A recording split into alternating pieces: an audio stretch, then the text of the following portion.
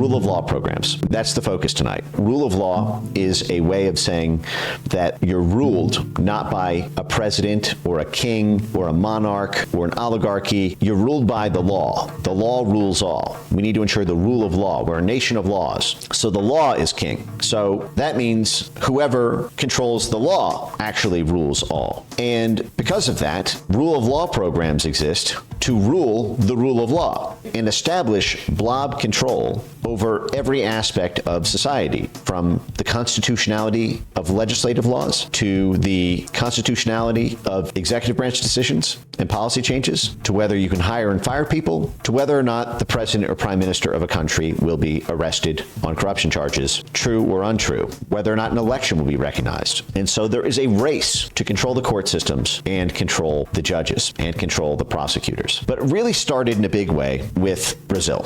I published this piece called U.S. Tax Dollars Funding Text Message Censorship in Brazil. I wrote this piece almost 2 years ago, and it was the story of how the programs and institutions and court systems and media companies and fact checkers and AI scan and ban technology to censor speech in Brazil, even on end-to-end encrypted chat apps like Telegram and WhatsApp, were being funded by the U.S. government, and in particular by USAID, the National Endowment for Democracy, and the Open Society Foundation, George Soros. Doing the work for this piece opened a door to me because it begot so many questions, and one loomed above them. Because in doing the research for this piece, I found internal USAID documents that explicitly plotted to get the Brazilian government to pass censorship laws and to have the censorship court, the Supreme Court and its sub-branch, the TSE, with a Lord Voldemort judge, pass censorship edicts. And I had already known a lot about USAID at that point. A lot. But this, I hadn't seen it formally laid out.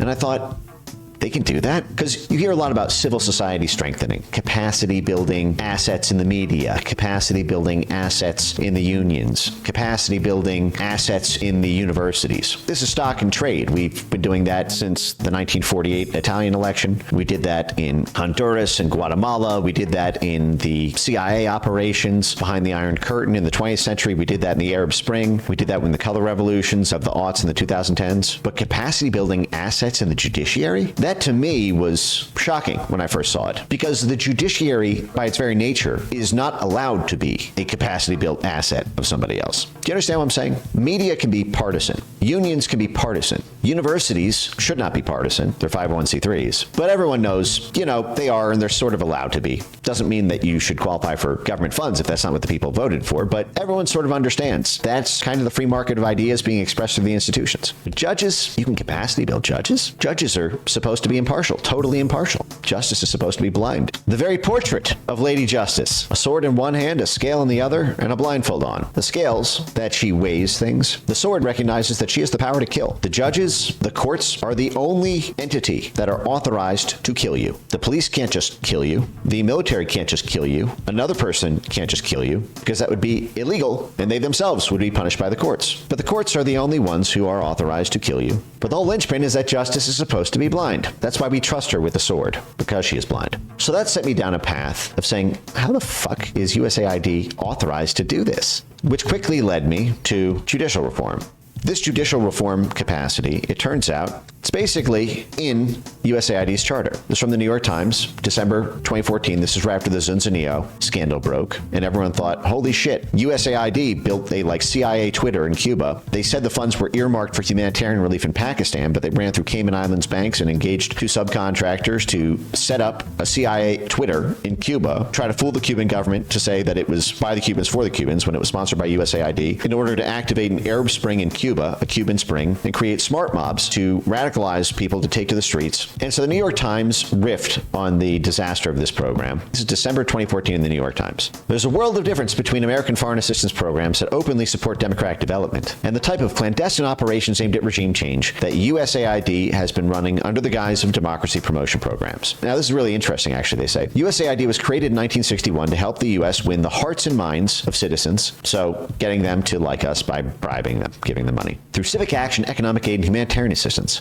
As a Cold War policy tool, the agency agency was at times used as a front for CIA operations and operatives. This is the New York Times, conceding that USAID is a longtime CIA front. For example, USAID did police training programs that doubled as torture programs. Of course, you gotta love the glaze, the New York Times glaze. They can't help themselves. In the 21st century, USAID has overcome its tainted legacy and undertaken humanitarian, political, and economic work around the globe. You know, the CIA's whole creation was for organized political warfare. Political subversion. Why are you lumping in the word political with humanitarian? Isn't that sort of the opposite? It runs democracy promotion efforts from Afghanistan to Kenya, building political leadership capacity. What the fuck? We're back at this, New York Times. How can you glaze this? This is not humanitarian work. And do you think USAID would build the leadership capacity, again, capacity building, for a movement they didn't want to succeed? No, that would be against U.S. interests. And so we only build it one way, so that the country can be a vassal for Blob control because its political leadership has been co-opted by bribery funds from USAID. What the hell is wrong with you, New York Times? Electoral education registration programs, again, only in the demographics who are going to vote the way that we want them to. And judicial reform projects with little controversy. Well, folks, I'm happy to report to you that I do believe that this phrase, judicial reform projects with little controversy, is the problem right now. That people don't even know these judicial reform projects are happening outside of a very, very, very small network of insiders. And I hope to change this last little clause. That way, it's as well known as things like CISA at DHS became well known, as USAID became known. Let's make this bright as the sun.